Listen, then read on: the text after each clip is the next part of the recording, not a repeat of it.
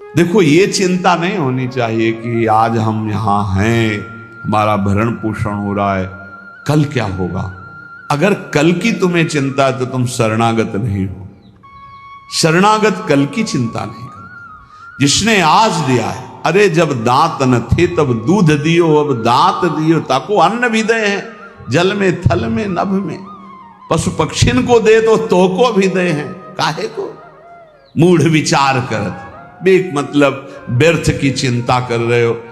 देखो कितना बड़ा कृपालु भगवान। मैया के शरीर में एक बूंद दूध नहीं होता। जब बालक का जन्म होता है तो भगवान उसके रक्त को दूध में बदल देते हैं, और उतना ही गर्म, उतना ही मीठा और उतना ही पावर युक्त जितना बच्चा सह जाए। कैसे कृपालु भगवान है। जब दांत नहीं थे तो मां के शरीर से रक्त को दूध में परिवर्तित करके भरण, अब काहे को चिंता करता है। गर्भ में कौन व्यवस्था कर रहा था, वही तो भरण पोषण कर रहे थे प्रभु। लोग समझ नहीं रहे। वैष्णव होकर, भगवत दास होकर कल की चिंता करते हो। तुम्हें कभी ऐसा नहीं लगता कि स्वामिनी के चरणों का भरोसा ही नहीं आया है। अरे नरक स्वर्ग अपवर्ग आस नहीं त्रास है, जा राखोता रहो मान सुखरास। ये जीवन प्रिया जी को दिया है। नाम रूप का निरंतर चिंतन करते हुए प्रियालाल जहां जैसे रखे। शरणागति का बहुत बड़ा बल होता है। अभी शरणागति ही नहीं हुई, इसीलिए बहुत सी त्रुटियां हृदय में अपना स्थान बनाए रहती हैं। जाही अनुभव होई सोइया रस को पावे, भूले गतिमति देह नेह जग के बिसरावे। सांसारिक संबंध फीके लगने लगते हैं। ये मृत शरीर दिखाई देने लगता है, मरा हुआ है। बस जब तक ये चल रहा नहीं, पहले ही वो मरा हुआ अनुभव में आ जाता है। रसिक उपासक संग करे, छिन छिन रुचि बाढ़ है। ये बहुत कठिन है रसिकों का संग। अगर रसिक संग में छिन छिन रुचि बढ़े तो ये दशा आ जाएगी। सुनत नाम गुण रूप पुलकी गद गद तन का है। नाम सुनते ही, रूप सुनते ही, लीला चरित्र सुनते ही रोमांच होने लगे। मेरे प्रियालाल की बात हो रही। ये रसिकों के संग से प्राप्त होता है प्रेम। रेमन रसकन संग बिन रंचन उपजय प्रेम। इस संसार में मोह रात्रि अज्ञान की ऐसी फैली हुई कि सब सो रहे हैं, सब स्वप्न देख रहे हैं। मेरी पत्नी, मेरा पुत्र, मैंने ये भोगा, मैं भोग लूंगा, ये मैंने जमा कर लिया, ये जमा कर लूंगा, ये कर लिया, वो कर लूंगा। ये स्वप्न चल रहा है। निशा तिमिर अज्ञान मध्य कोई एक जागे। अरबों खरबों सब मनुष्य शरीर है, सब सो रहे हैं। मोह निशा सब सोवनिहारा, देखे स्वपन अनेक प्रकारा। ये अनेक प्रकार का स्वप्न देख। कोई बिरला एक जगता है। क्या जगता है? ये जन्म भगवत प्राप्ति के लिए। अब मनमानी आचरण नहीं करूंगा, अब शास्त्र और गुरु की आज्ञा के अनुसार चलूंगा। तो बिरहे उपास विशास प्राणपति सो अनुरागे। उसके अंदर विरह, उपासना का फल क्या है?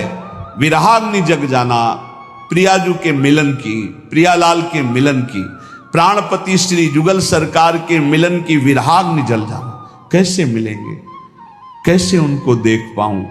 वो देख पावे या न देख पावे, हर समय वो बिकल रहता है। कैसे देखूं? कब मिली है प्रिय प्राणनाथ मनमोहन प्यारो। ये वेदना देखो ना, हृदय में क्या तुम्हारे चल रहा है? ये वेदना चलती है। कब मिली है प्रिय प्राणनाथ मनमोहन प्यारो, ललित त्रिभंगी रंगी प्यारो गुणगन गारो। कब मुझे लालजू मिलेंगे जो ललित त्रिभंगी समस्त गुणों के समुद्र हैं, बड़े प्यारे हैं, अद्भुत लावण्य है। कब मिलेंगे हमारी प्यारी जू? कब मिलेंगी? ये कभी अंदर की बात, अंदर चले। तो छिन छिन जुगल किशोर रूप अनुभव अवगाहे, चाह विरह उपजाए कामना मन की दाहे। सारी कामनाएं भस्म हो गई रसिकों के संग से, एक ही चाह रह गई, कैसे युगल सरकार मिले, कैसे प्रिया प्रीतम मिले। तो अनुभव में जो रूप बतायो श्री गुरु अपनो, करे चिंतवन ताको जग को जाने सपनों। बिल्कुल सत्य मान लीजिए, ये स्वाप्निक जगत केवल हमारे समय को नष्ट कर रहा है। यदि हम गुरु प्रदत्त नाम और रूप मंत्र का चिंतन नहीं कर रहे तो हमारा समय व्यर्थ जा रहा, पक्का पछताओगे, हाथ कुछ नहीं लगेगा। जब गुरु प्रदत्त नाम मंत्र जपा जाता है तो गुरु प्रदत्त इष्ट का रूप झलकता है, तो तत्सुख सेवा रीति तब ही विदिशो कीजय। उसके हृदय में तत्सुख भाव जागता है। तत्सुख भाव जागे बिना जीवन का लाभ नहीं है। ये मत सुख में स्वसुख में तो पूरा विश्व भ्रमण कर रहा है। वो तीर्थ भी जा रहा है तो सुसुख वासना से, सत्संग भी आया है तो सुसुख वासना, मुझे सुख मिले।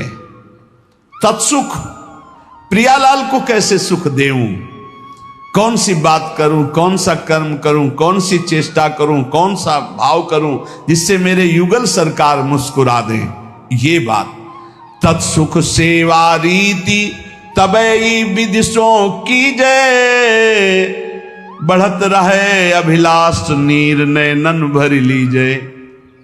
बड़ी कृपा होती है जब कोई सेवा की सौंध नहीं है और सेवा का भाव बढ़ता है, तब आंसुओं से सेवा होती है। जैसे मधुकरी भी नहीं मिलती थी। जैसे दीपावली और त्योहार, होली को तो कभी भोजन मिलता ही नहीं था, पक्की बात। दीपावली है, दोपहर को जाते थे मांगने 1-2 बजे के बीच, ना है बाबा त्योहार है ना। सबकी दीपावली जल रही होती थी, हमारी कुटिया अंधेरे में होती थी। सब हर्षोल्लास मनाते होते, हम भूख सहते हुए नाम जप करते। दीपक जलाने की व्यवस्था, यही बलराम कुछ मीठा उठा कभी ले आवे तो जब सब हर्षोल्लास में होते तब अपनी श्री जी के पास बैठ के मिश्री का टुकड़ा ऐसे रख के और एक जल रख के भावना करते। 56 भोगों में जो जो याद आता वो भाव, फिर रोना आता, प्रिया जी मुझे किंचन गरीब के पास केवल आप ही धन हो। ये वस्तुएं तो है नहीं कि हम आपको दुलार कर सकें, बस भाव ही हमारा है। ये रोना तब आता है जब कोई अपना नहीं होता, कुछ अपना नहीं, बिल्कुल प्रियालाल के सिवा कुछ नहीं, तब ये रोना। शयन में जो सुख मिलता था प्रियालाल को कराने में, बिहारी जी के सामने डलियां लगती हैं, दर्शन करके शयन के समय ऐसे जब तो कोई 2 फूल गुलाब के, कोई 4 राय बेल के ऐसे डाल देते, कोई एक कमल का डाल देते, वो लेके आते और उनकी शैया बनाते ऐसे। और जब भावना करते कि प्रियालाल शयन कर रहे हैं, हम चरण चाप रहे, तो आपको कैसे बताएं, चिल्ला चिल्ला के रोने का मन होता। आनंद समुद्र है हमारे प्रभु, वो केवल भावोत्सवेन भजता। भाव का भूखा हूं मैं और भाव ही एक सार है। भाव से मुझको भजे तो भाव से बेड़ा पार है। भाव बिन सुनी पुकारे मैं कभी सुनता नहीं, भाव पूरित टेर ही करती मुझे लाचार है। वो भाव तत्सुख सेवा रीति तबही विदिशों की जय, बढ़त रहे अभिलाष नीर नैनन भर लीजिए। कभी हमने अपनी प्रियालाल की पोशाक नहीं पहना पाए, कभी ले ऐसे ही विराजमान, ऐसे ही रज के पात्र में जो माधुकरी मिली दिखा दिया। उस समय जो भाव आता रुदन का कि अपने प्रभु को मैं कुछ भोग नहीं लगा सकता, अपने प्रभु का कोई श्रृंगार नहीं कर सकता, हर चीज पैसे से, इत्र है, चंदन है, सब पैसे, और पैसा विषयी पुरुषों के संग से, और विषयी पुरुषों को रिझाने की कला अलग होती है। अपने पास वो नहीं है, अपने पास तो प्रियालाल के रिझाने की कला है, तो फिर वो ठसक बनी रहती, उसमें चाटुकारिता नहीं होती विषयी पुरुषों की। कब देखो इन नैन प्राणपति प्यारी संगा, लगी रहे चित चाह प्रेम पुलकित अंग अंगा। ये हृदय में स्थिति प्राप्त होती। कब देखो इन नयन प्राणपति प्यारी संगा। प्यारी के साथ प्यारी के प्राणपति श्री लाल, कब प्रियालाल को देखूं। उस हृदय के क्या महान स्थिति होगी जिसकी सब चाह मिट गई, एक चाह रह गई, कब मैं भरकर नेत्र अपने प्रियालाल को देखूं। नेत्र भरकर कब देखूं। लगी रहे चित चाह प्रेम पुलकित अंगा। पुलकित अंगों से हर समय एक ही चाह, अपने प्रभु को देखो। स्वप्रकाश उसी समय, बस चाह की जरूरत है। ये हमने बड़े महापुरुषों से पूछा कि भगवत प्राप्ति कब होती है, तो उन्होंने कहा जब प्रबल चाह जागृत हो जाती है। रुदु सुश्वरम राजन कृष्ण दर्शन लालसा। लाडली कुंज में गुरुदेव भगवान जब विराजमान, तो उस समय एकांत में पूछा तो महाराज जी श्री जी कब दर्शन देती है।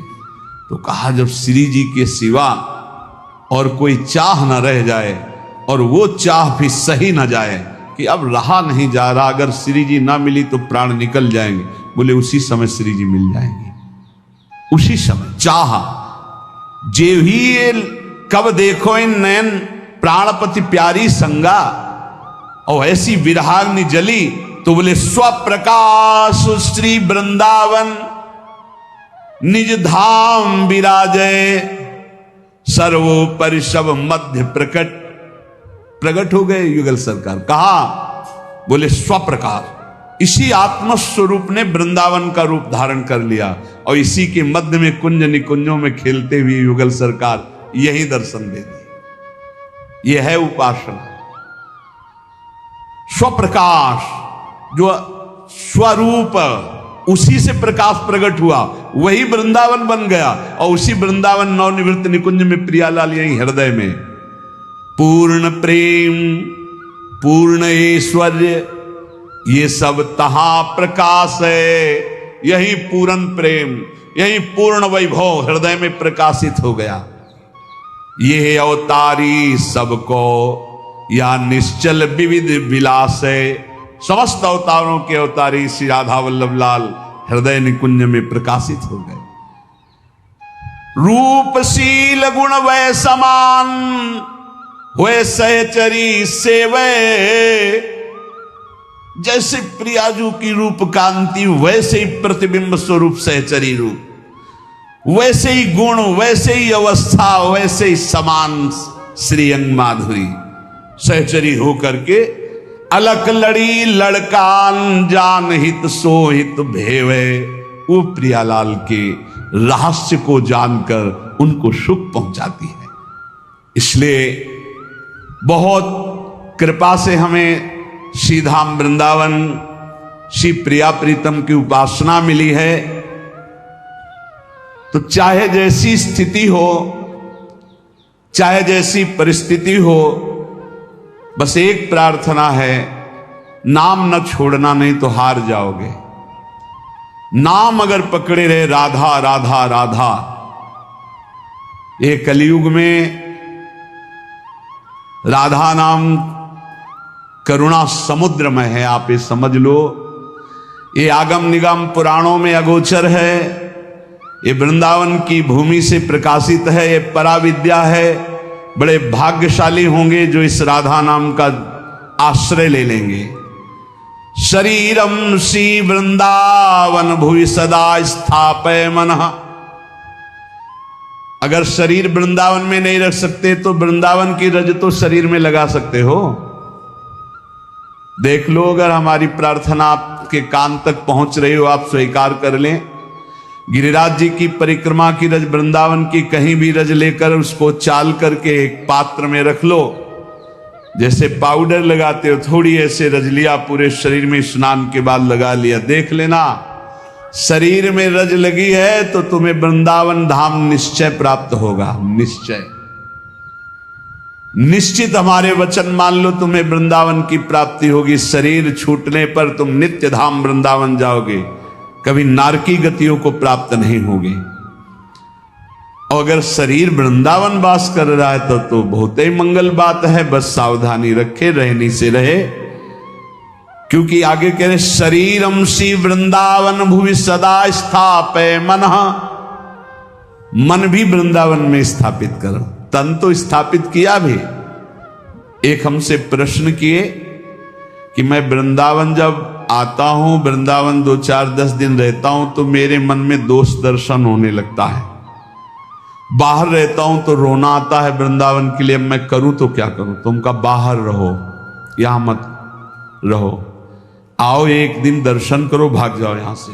क्योंकि तुम्हारे अंदर अभी क्षमता नहीं, भाव बिगड़ जाता है। तो यहां रहकर भाव बिगाड़ोगे तो सब बिगड़ जाएगा। बाहर रहकर अगर वृंदावन का चिंतन करके आंसू बहते हैं तो धन्य भाग है। शिव वृंदावन को चिंतवन यह दीप उर्बारी, कोटि जन्म के अगतम ही काट करे उजियार। कभी कभी आ गए, दर्शन कर गए, सत्संग सुन गए, और रोज मोबाइल से सत्संग सुना, नाम जप किया, और वृंदावन का चिंतन करके अगर रोना आ जाए फिर क्या कहें? ये उत्तम है। वृंदावन में रहकर तुम दोष दर्शन करो, एक दूसरे के प्रति निंदा अपराध करो, तो मुझे लगता है यहां भाव घटे। इससे अच्छा है तुम दूर रहकर अपने भाव बढ़ाओ। स्थापय मनः, वृंदावन में ही मन स्थापित करो। अब वृंदावन में दोष दर्शन करोगे, अपराध करोगे, वैष्णव द्रोह करोगे, ठीक बात नहीं है। वो कह रहा था मेरा भाव बाहर से बहुत बढ़िया बनता है, भावोत्सवेन भजता हूं। अगर भाव बढ़िया बनता है तो भाव बनाओ, जब भाव ठीक हो जाएगा तो धाम आओगे तो यहां कुछ दोष दर्शन नहीं। ये सब भगवत लाडले हैं यहाँ ब्रज में, ये सब प्रियालाल के लाडले हैं। जो ज्यादा दुलारे होते हैं तो थोड़ा, तो वो बात तुम देखो कि लाडली जी के दुलारे हैं, ये लाडले हैं। हमारा अधिकार इन पर दोष दर्शन करने का नहीं। सदा पार्श्वे वृंदावन रसिकयोर्न्यस्य भजने, वचस्तत् केली नाम नवरत गाने, रमयत कथा पीयूषादौ श्रवण युगलम प्रीति विकलम। यदि तुम श्रीमद चतुराशी जी 42 लीला, श्रीमद राधा सुधा निधि, इनका गान करो, बहुत महिमा है जिसमें प्रियाजू का यश गान तो लालजू सुन करके अपने आप को न्यौछावर कर देते हैं।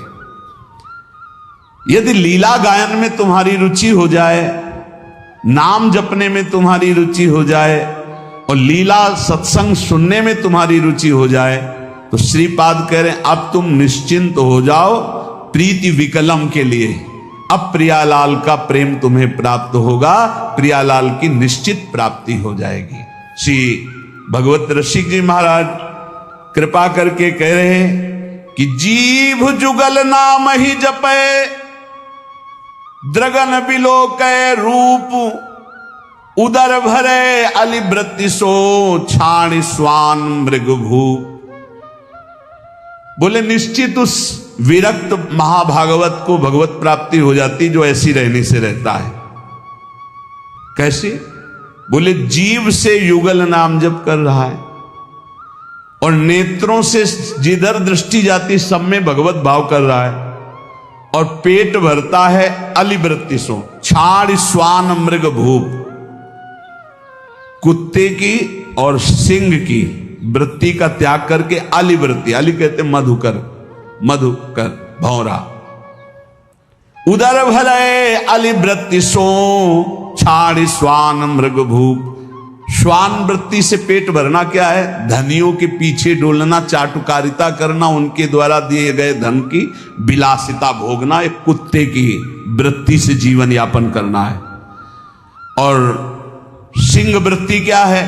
अपनी तपस्या, अपना उसका वो दिखा करके रौब, और फिर नहीं, अलिवृत्ति से कहा है। उदर भरे अलिवृत्ति सो, अलिवृत्ति कहते हैं मधुकर वृत्ति, 4 घरों में टुकड़े मांग लिए, उससे पेट भरा। और या आकाश वृत्ति, परमहंसों ने सदैव आकाश वृत्ति स्वीकार की, साधकों ने सदैव मधुकरी वृत्ति का, लेकिन जो आगे बढ़े हुए परमहंस उसको भी छोड़ दिया। आकाश वृत्ति, जो स्वयं भगवान भेजे, बिना चाहे बिना मांगे जो सामने आ गया, उसी से उदर पोषण करना आकाश वृत्ति है। और अपनी तपस्या और अपने त्याग को दिखावा करके फिर जो भोगा गया वो मानो सिंह वृत्ति है। और धनियों के पीछे चाटुकारिता करके फिर जो धन प्राप्त करके भोगा गया, उदर पोषण किया गया, वो कुत्ते की वृत्ति कह गई। तो श्वान और सिंह की वृत्ति का त्याग कर अल वृत्ति, मधुकर वृत्ति या आकाश वृत्ति से जो अपना जीवन यापन करते हुए सदैव प्रिया लाल का नाम जप करता है और सब में भगवत भाव करता है, वो निश्चित भगवत प्राप्त हो जाता है। उपासक को चाहिए जो वैष्णव दीक्षा ले चुका है कि ब्याह कनागत कारटो राजदान गृहदान भगवत जनिन को गहे तो होए भजन की हानि। ब्याह शादियों में भोजन नहीं पाना चाहिए। तो आप कहेंगे तो व्यवहार ही नहीं चल पाएगा, फिर हमारे व्यवहार में कौन आएगा? कोशिश करो जहां तक हो सके। कौन तुम्हें वहां वीडियो में बना खड़ा है कि तुमने पाया कि नहीं पाया? सब अपवित्रता का राज्य होता है। अगर आप वैष्णव हो तो भगवत समर्पित भोजन पाओगे। एक वो सिस्टम होता है जिसमें ऐसे भर के सब रख दिए और सब ले ले करके पा रहे, इसमें क्या पवित्रता है? आप मतलब ऐसा तो है कि एक बार ले करके फिर आप ले सकते हैं, कोई भी ले सकता है, देने वाला कोई नहीं, अपने आप से उठाओ और खाओ। वाह, तो सब अपवित्र हो गया कि नहीं हो गया? उसी जूठे हाथ से आप लिए, उसी जूठे हाथ से वो ले, उसे कहां वैष्णव सिद्धांत रह गया? पहले गांव में तो ऐसे पवाया जाता, सबके पैर धुले जाते थे, पट्टी बिछाई जाती थी, बैठाला गया, सुंदर पत्ते के वो पत्तल धोने और फिर रज के कुल्हड़ आदि पात्रों बढ़िया और परोस करके फिर जय जयकार हो, गांव में भी जय हो जयकारा लगता था। और फिर ऐसे और जो पूज्य जन होते थे उनको भेंट देकर पैर छुआ, ऐसे सम्मान। अब ये जूता पहने और सब पवित्र भोजन, तो इसलिए मना कह रहे हैं ब्याह का भोजन नहीं लेना चाहिए। विरक्त को तो बिल्कुल नहीं लेना चाहिए। गृहस्थी में अपना देख लो, काम चला लो। उस दिन पेट दर्द कर रहा है ऐसा कह दो, नहीं, अपना बोल दे कि भाई आज हमारा पेट खराब है, उल्टी जैसा लग रहा है, अगर इतना भी पाया तो उल्टी हो जाएगी, अगर आप चाहो तो नींबू पानी ले सकते हैं। ऐसे काम चलाना चाहिए। अपनी वैष्णवता पवित्र, अब उन्हीं में लोग मदिरा जिरा प्रिय उसी से ले रहे हैं, उसी से आप लोगे जूठा, कैसे भजन बनेगा? और दूसरा कह रहे हैं कनागत, पितरों का जो पक्ष आता है उसमें जो भिक्षान पितर श्राद्ध कान ये निषेध किया गया। ये नहीं, वैसे ब्रजवासी जन देते भी नहीं, मना कर देते बाबा हमारे यहाँ श्राद्ध है, और वैसे लेना भी नहीं चाहिए, नहीं तो भजन का नाश होता है। ब्याह का भोजन नहीं लेना चाहिए, कनागत पितर श्राद्ध का भोजन नहीं लेना चाहिए। और कारटो वो जो तेरही जो शरीर छूटने के बाद वो भंडारा होता है वो वैष्णव जनों को नहीं पाना चाहिए। अब अपने घर में है तो बात अलग है, लेकिन निमंत्रण का नहीं पाना चाहिए। और विरक्त को तो पाना ही नहीं चाहिए। ब्याह का नहीं पाना चाहिए, पितृ श्राद्ध का नहीं पाना चाहिए। और कारटो कहते तेरही, जो 13 वहां शरीर पूरा होने के बाद वो नहीं पाना चाहिए। और कह रहे हैं राजदान, राजा का भोजन नहीं पाना चाहिए। बड़े राज पदों पर विराजमान उनका प्रतिग्रह नहीं लेना चाहिए। और यहां प्रायः हम प्रार्थना करते हैं अपने जनों से कि कभी ऐसा न स्वीकार किया जाए जो साधारण नौकरी करते हैं, किसान हैं, वो 150 रुपया दे दे तो ले ले, उससे नमक दाल रोटी खाओगे तो भजन बढ़ेगा। और जो ऊंची गड्डी के चक्कर में पड़ोगे तो फिर भाव बिगड़ जाएगा, भजन नहीं होगा। राजअन्न निषेध किया गया है। राजअन्न राज प्रतिग्रह बहुत हानिकारक होता है। यहां तक कि राज दर्शन निषेध किया गया। जब महाप्रभु चैतन्य देव से कहा गया कि जगन्नाथपुरी के परम महाभागवत राजा रुद्र प्रताप जी आपके दर्शन करना चाहते, तो उन्होंने कहा हाँ यही करोगे ना, हमारा सन्यास धर्म नष्ट करोगे, अब राज दर्शन हम करें। यहां तक कि वो राजवेश से छुप करके और गोपी गीत कंठस्थ करके जब महाप्रभु को दूर से सुना तो कहा कौन महाभागवत अमृत रस बरसा रहा है? महाप्रभु ने आलिंगन किया। राज दर्शन, राज अन्न, राज प्रतिग्रह, ये इसलिए क्योंकि इससे बुद्धि भ्रष्ट हो जाती है, भजन में रुचि नहीं होती। और आगे कह रहे गृह दान, ग्रहों का दान। एक हम गृहस्थ को देखा, जब उनके लड़का बच्चा बीमार होते थे तो खीर, हलवा और भेंट उसको गोद में लाते और ऐसे सामने उतारते, कहते ले बाबा। एक बार गुरुजी से पूछा कि भिक्षा में जैसे, अरे बोले ले मत लेना उसमें, नहीं कभी ऐसे। देखो लोग संत महात्माओं को क्या समझते हैं, ऐसे पवाया जाता है जैसे अपने पुत्र को पवाओ। तो किस भाव से पवाते हो? बस पुत्र ने पा लिया यही सौभाग्य, संत ने पा लिया सारे अमंगल नष्ट हो गए। इसीलिए बहुत संभल के खान पान करना, जैसे कोई बीमार है उतार के, और ऐसे, या ग्रह नक्षत्रों का दान। बोले होए भजन की हानि पक्का, ब्याह का, श्राद्ध का, पितृपक्ष का, एकादश श्राद्ध का, 13वीं का, राजन का और ग्रहों का दान, भगवत जन इनको गाए तो होए भजन के हानि पक्का, भजन नासु। जो ग्रह नक्षत्रों आदि का नहीं दान पुण्य करते, बहुत होश में। घाट बाट चौपार चुरी देवल हाट मसान, भगवत बसिन सराय में भजन भड़ाई निदान। इतने जगह का भोजन नहीं लेना चाहिए, ऐसी जगह बैठ के भजन नहीं करना चाहिए। बोले घाट में जहां स्त्री पुरुष स्नान कर रहे हो वहां बैठकर भजन नहीं करना चाहिए, भजन नहीं होगा, उपद्रव करेगा, नेत्र चंचल होंगे। जहां स्त्री पुरुष की भीड़ लगी हो, लोग स्नान करते हो, ऐसे स्थानों पे उपासक को नहीं बैठना चाहिए भजन के लिए। जहां से लोग रास्ता बनाए हों वहां नहीं बैठना चाहिए। घाट बाट और चौपार, चौराहे पर नहीं, और देवल मंदिर में बैठकर नहीं, और हाट बाजार में बैठकर के नहीं, और श्मशान में बैठकर नहीं। भगवत रसिक सराय, सराय आदि में जहां बहुत लोग बैठकर संगोष्ठी करते हो वहां नहीं। इससे भाव दूषित हो जाएगा, तुम्हारा भजन नहीं बनेगा। घाट बाट चौपार चूरी देवल हाट मसान, नदी के किनारे जहां बहुत लोग स्नान कर रहे हो, घाट के और रास्ते में और चौपाल में, चौराहे में, मंदिर में, बाजार में, स्मशान में, सराय आदि में बैठकर भजन नहीं करना चाहिए, क्योंकि भजन भाव इससे दूषित हो जाता है, बिगड़ जाता है। तो भजन कहां करे फिर? नदी किनारे गिर शिखर बाग इको सो देखी, भगवत जन बिलमो तहा बाढ़े भजन विषेक। कोई नहीं है, कोई स्नान करने नहीं आता, ऐसे घाट से अलग स्थान पे माताएं बहनें न बैठे। ये विरक्त संतों की बात कही, माताएं बहनें समाज का ही सेवन करें। ऐसी जगह बैठे जहां लोग आ जा रहे हैं, ऐसी जगह बैठे जहां 4 लोग बैठे हुए हैं। एकांत ऐसे स्थानों में ना ये सूत्र स्वीकार करें।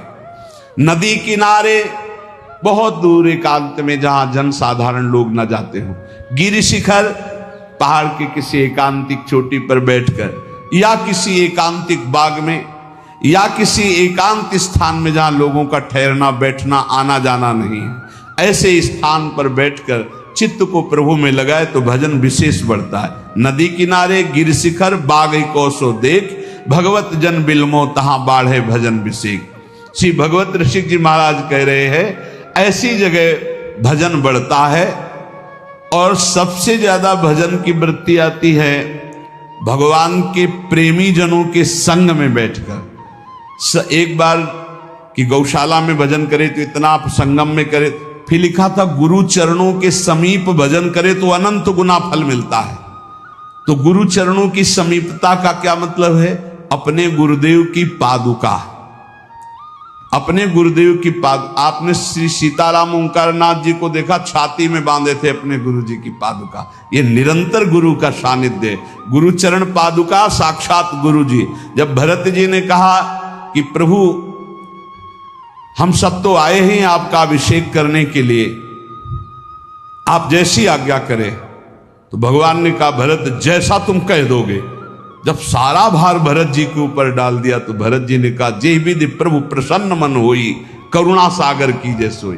प्रभु जिस प्रकार आपका मन प्रसन्न हो वही कीजिए, ऐसा नहीं। आपका मन जिस प्रकार।